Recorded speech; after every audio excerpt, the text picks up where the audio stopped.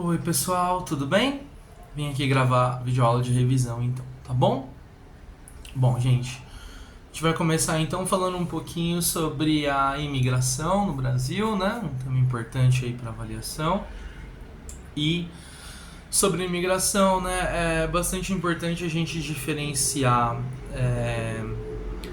os dois modelos, né, de imigração que a gente tem no Brasil do século XIX. A gente tem a imigração por sistema de parcerias e a gente tem a imigração no regime de colonato, né?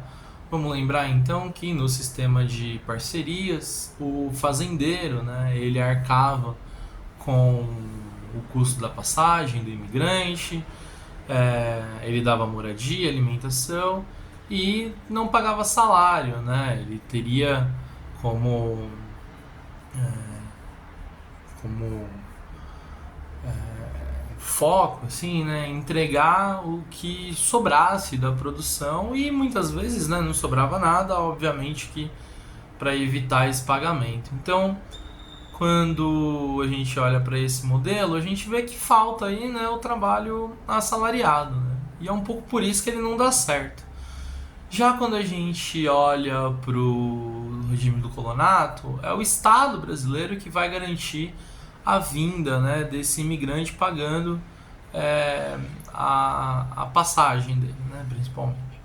E ao pagar a passagem dele, ele vai então, esse imigrante chegar no Brasil, e aí ele vai começar a ser assalariado, né, dentro do nosso país. O que vai então fazer com que esse regime dê certo, né? Mas a gente também sabe que a política de imigração ela era uma política que estava ali, né, muito ligada às políticas de branqueamento, né, que era um projeto do governo brasileiro na época, né, para poder aí promover, né, esse branqueamento da sociedade brasileira naquela construção, né, extremamente racista que a gente sabe muito bem. Então, também queria destacar que além, né, do fato do regime do colonato ser um regime que dá certo porque vai ter o trabalho assalariado, também é importante a gente pensar que esse é um modelo, né, do projeto de imigração brasileira, justamente porque ele vai representar, né, esse projeto de branqueamento, tá? Então lembrem-se que faz parte, né, do projeto de imigração o branqueamento da sociedade brasileira, tá bom? E depois a gente vai passar então agora para a Guerra do Paraguai, né? Lembrem-se que o conflito, né, Guerra do Paraguai, é um conflito que tem esse nome, né, dado aqui no Brasil, que os paraguaios, por exemplo, chamam de Guerra Grande, os argentinos e os uruguaios chamam de Guerra da Tríplice Aliança, Tríplice Aliança essa, né, que foi a união do Brasil, da Argentina e do Uruguai contra, né, o Paraguai. A gente sabe que essa guerra tem muitos nomes, né, e que cada um desses nomes diz respeito a um ponto de vista, né, sobre o conflito, né.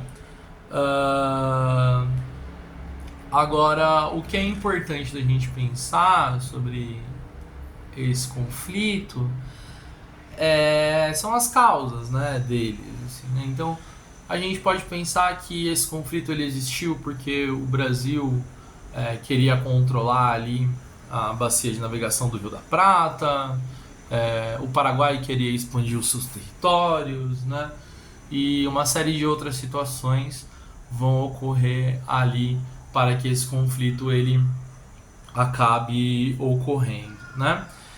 E que no caso brasileiro, quando a gente olha para a Guerra do Paraguai, ou Guerra da Tríplice Aliança, ou Guerra Grande, a sociedade brasileira ela se transforma muito com esse conflito, né? Principalmente o exército, né? A gente pode pensar que o exército é aquele que mais vai se transformar ali pós-Guerra do Paraguai, né? O exército ele volta abolicionista e ele volta republicano, né? a partir desse conflito. E o fato dele voltar abolicionista e republicano, né, diz respeito ao próprio contato, né, que esses membros do exército vão ter no conflito da Guerra do Paraguai. Então, quer dizer, eles lá vão ter contato com os argentinos e com os uruguaios, que já não tinham mais, né, escravidão,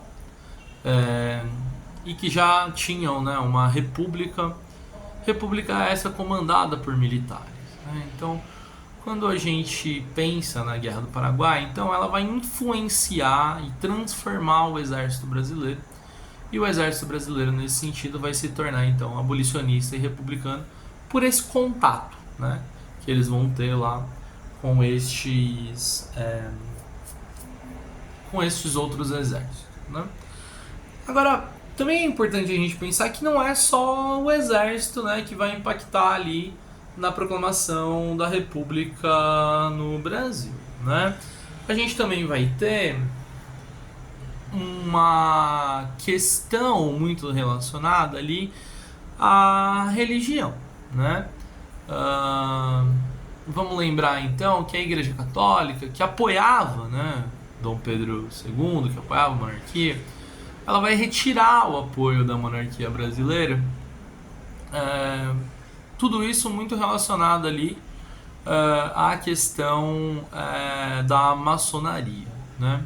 Vamos lembrar então de todo esse processo, o regime do padroado, né, que está lá dentro da Constituição de 1824, ele dava, né, ao imperador o poder sobre as decisões nas igrejas do Brasil, né? Então, o chefe da Igreja Católica no Brasil, graças ao regime do padroado, era o imperador, no caso Dom Pedro II, né? E ali em meados do século XIX, a Igreja Católica, né, liderada aí pelo Papa, né, o Papa Pio IX, né, ele vai lançar, né, uma lei, né, uma bula, né, papal, que vai proibir, né, que as pessoas tenham contato, né, os religiosos, né, da Igreja Católica tenham contato, participem da maçonaria, né? E aí que começa toda a questão, porque essa lei, né, promulgada pelo Papa, ela deve valer em todos os territórios católicos. E aí isso faz com que, né, 2 bispos aqui no Brasil sejam presos, né, porque tinham participações em lojas maçônicas. Só que, usando o regime do padroado, e Dom Pedro II, que também era maçom, né, ele vai usar esse regime do padroado para poder libertar esses 2 bispos, né, assim, legislando em causa própria, né, pô.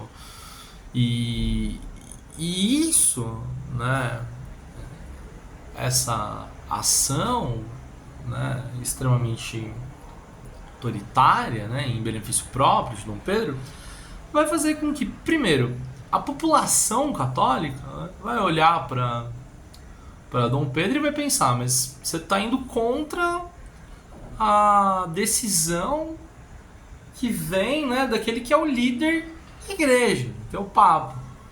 Tá errado. Então a população católica começa, né, a questionar, né, Dom Pedro. E por outro lado, né, gente, a própria Igreja Católica enquanto instituição, né? Tipo, a gente está apoiando você, mas você está indo contra nós, né? Aquilo que nós falamos, né? Então, quer dizer, a questão religiosa, ela é muito, muito, muito fundamental, né? Para a gente olhar, né, para a proclamação da República, né?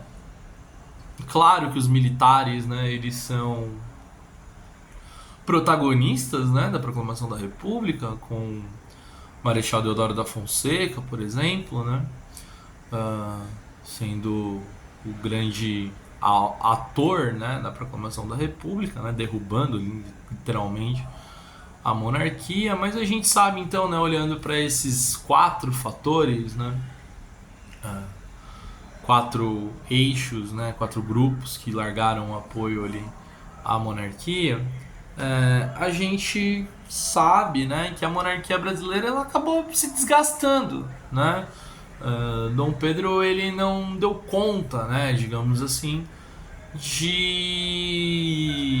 lidar, né, com as transformações, quer dizer, ficou velho, a monarquia ficou velha, ele dormiu, né, no trono, ele não deu conta de acompanhar essas transformações, né? E a gente também consegue entender, né, que essa república criada no Brasil em 15 de novembro de 1889, ela é uma república feita por determinadas classes sociais mais da elite, né? Então você vai ter o exército, você vai ter os barões do café, né? E que essa república ela não foi feita com o povo e ela não foi feita para o povo, né? Então o povo ele vai se manter ali de certa forma excluído, né? Deste processo, né? E aí por fim a gente chega então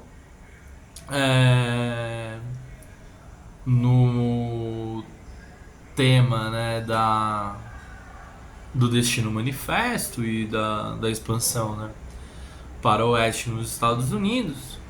E aí eu queria destacar para vocês, né, que ao longo do século XIX, né, esse movimento que os norte-americanos vão chamar de marcha para o oeste, né, ela vai traçar, né, ocupar, né, os Estados Unidos de leste a oeste, né, dominando aqueles territórios, né, seja comprando, como é o caso da Louisiana, seja tomando do México, seja expulsando os indígenas e incorporando, né, esse território, né?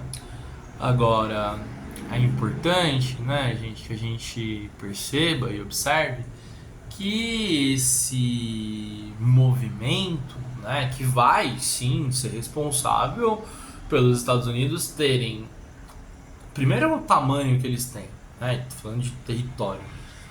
Com esse território, o território grande, né, vai fazer com que eles tenham aí um grande, amplo desenvolvimento econômico.